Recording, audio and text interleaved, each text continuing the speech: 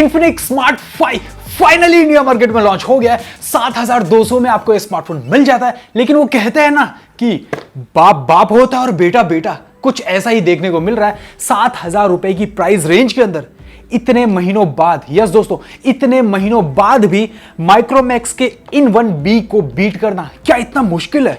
अब ऐसा लग रहा है कि माइक्रोमैक्स ने वाकई में एक सॉलिड स्मार्टफोन लॉन्च किया था 7000 रुपए की रेंज के अंदर। वेल दोस्तों, आज की इस वीडियो के अंदर हम बात करेंगे Infinix Smart 5 स्मार्टफोन के बारे में और साथ में यह भी पता करने की कोशिश करेंगे कि क्या वो माइक्रोमैक्स In1B से बेटर है। हेलो दोस्तों, मैं फिर से आप सभी का टेक देखोजी पे स्वागत करता हूं। यस दोस्तों, Infinix ने फाइनली इंडिया मार्केट के अंदर Infinix Smart 5 स्मार्टफोन लॉन्च कर दिया है। 7199 में आपको स्मार्टफोन मिल जाता है। डिजाइन के मामले में कोई कॉम्प्रोमाइज ना करते हुए बहुत ही बढ़िया यूनिक पैटर्न वाले डिजाइन यहां पे आपको देखने को मिल जाते हैं। पॉलीकार्बोनेट प्लास्टिक बिल्ड के साथ में आती है जो कि नॉर्मल है इस पर्टिकुलर प्राइस रेंज के अंदर।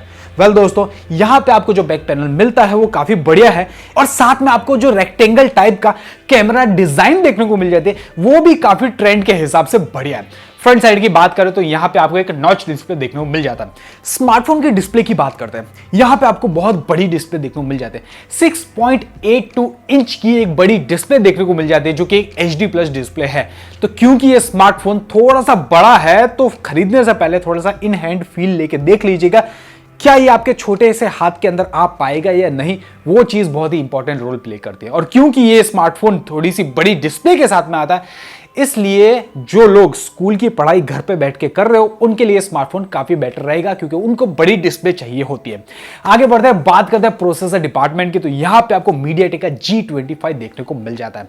वेल दोस्तों, इसके कंपैरिजन में माइक्रोमैक्स In1B के अंदर आपको देखने को मिलता है मीडियाटेक का G35। जिन लोगों को नहीं पता कि G25 और G35 के अंदर क्या फर्क है, दोनों ऑलमोस्ट सेम है। दोनों के अंदर 12 नैनोमीटर के एफिशिएंट टेक्नोलॉजी से बना हुआ है। 8 कोर्स देखने को मिल जाता है, Cortex A53 पे बेस्ड है। फर्क यह है कि G35 की जो फ्रीक्वेंसी स्पीड है वो थोड़ी सी ज्यादा है कंपेयर टू G25, तो वहां पे आपको थोड़ी सी स्पीड ज्यादा देखने को मिलती है। इसके अलावा जो GPU है वो सेम है। तो माइक्रोमैक्स वाले ने काफी कमाल का काम किया था कुछ महीनों पहले, जहां पे उसने आपको मीडियाटेक का G35 प्रोसेसर दिया। अब बात करते हैं कैमरा डिपार्टमेंट की, तो यहां पे आपको बैक जो पैनल है वहां से देखने में माइट भी लगे कि यहां पे आपको ट्रिपल कैमरा का सेटअप देखने को मिल जाएगा, लेकिन वहां पे आपको 2 कैमरा ही देखने को मिलते हैं। 13 मेगापिक्सल का मेन कैमरा। अच्छा काम यह किया कि इसकी जो अपर्चर की ओपनिंग वो बड़ी रखी है। f1.8 अपर्चर की ओपनिंग देखने को मिल जाती है।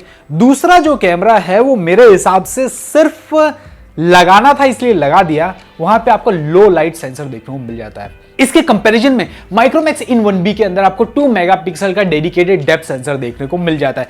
सेल्फी की बात करें तो यहां पे आपको 8 मेगापिक्सल का सेल्फी कैमरा देखने को मिल जाता है। अपर्चर की ओपनिंग f2.0 देखने को मिल जाती है।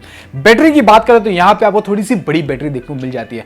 6000 mAh की बैटरी देखने को मिल जाती है। अब माइट भी आप लोग सोचो कि यार 6000 काफी बढ़िया दिया है। यस दोस्तों, लेकिन वहां पे डिस्प्ले भी बड़ी है। 6.8 इंच की डिस्प्ले देखने को मिल जाती है, तो वो आपकी बैटरी थोड़ी सी ज्यादा खाएगा।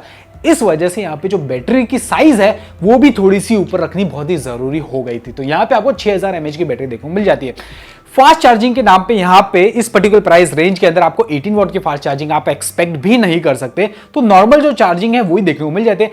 10 वॉट की चार्जिंग देखने को मिल जाते हैं। इसके अलावा बढ़िया काम ये किया कि यहाँ पे आपको फेस अनलॉकिंग फीचर के साथ में एक फिंगरप्रिंट सेंसर भी जरूर दिया है, जो कि आपको माइक्रोमैक्स In1B के अंदर भी देखने को मिल जाता है। लेकिन एक जो कॉम्प्रोमाइज जो स्मार्टफोन के अंदर देखने को मिलता है, जो माइक्रोमैक्स In1B के अंदर देखने को नहीं मिलता, वो है यस माइक्रो USB पोर्ट। यहां पे आपको माइक्रो USB पोर्ट देखने को मिल जाता है। यस, माइक्रोमैक्स In1B के अंदर आपको USB Type-C देखने को मिल जाता है, जो कि मेजर डिफरेंस यहां पे रोल प्ले कर देता है अगर हम लोग थोड़ा सा ट्रेंड के हिसाब से चले तो। इसके अलावा ब्लूटूथ 5.0 का सपोर्ट भी यहां पे आपको देखने को मिल जाता है। अब मुझे याद आता है कि कल ही हमने एक वीडियो बनाया था नोकिया 5.4 के ऊपर। 14000 रुपए का फोन है और वहां पे आपको ब्लूटूथ 4.2 का सपोर्ट देखने को मिलता है। अभी जरा सोचिए नोकिया क्या कर रहा है। वेल, अगर आपने वो वीडियो हमारा नहीं देखा है तो यहाँ पे लिंक आपको देखने को मिल जाएगी, जाके वो वीडियो जरूर देखिए। आपको लिटरली पता चलेगा कि 14000 रुपए की रेंज के अंदर एक पॉपुलर ब्रांड जो हुआ करता था वो कितना बड़ा कॉम्प्रोमाइजेस करता है 14000 रुपए की रेंज के अंदर। वेल, इसके अलावा यहां पे आपको dual SIM card plus dedicated micro SD card slot का भी ऑप्शन मिल जाता है और DTS सराउंड साउंड का भी ऑप्शन देखने को मिल जाता है। हालांकि वहां पे आपको सिंगल स्पीकर देखने को मिल जाता है। अब कर लेते हैं मुद्दे की बात दोस्तों। Infinix Smart 5 7,199 रुपीज के अंदर 2GB RAM 32GB internal storage के साथ में आता है। क्या ये स्मार्टफोन वाकई में सही है compare to Micromax In1B? Well, अगर आप ओवरऑल पिक्चर देखो तो माइक्रोमैक्स का In1B जो स्मार्टफोन है ये आपको 200 रुपए कम में मिल जाएगा, 7,000 रुपए के अंदर मिल जाएगा और वहां पे आपको USB Type-C भी देखने को मिल जाता है, एक 2 मेगापिक्सल का अलग से डेप्थ सेंसर भी देखने को मिल जाता है। तो आप मान सकते हो कि यस, आपको अगर इंडियन ब्रांडेड स्मार्टफोन परचेज करना हो तो माइक्रोमैक्स In1B थोड़ा सा फ्यूचर ओरिएंटेड स्मार्टफोन है। लेकिन अगर आपको बड़ी डिस्प्ले वाला स्मार्टफोन चाहिए तो Infinix Smart 5 स्मार्टफोन आप कंसीडर कर सकते हो।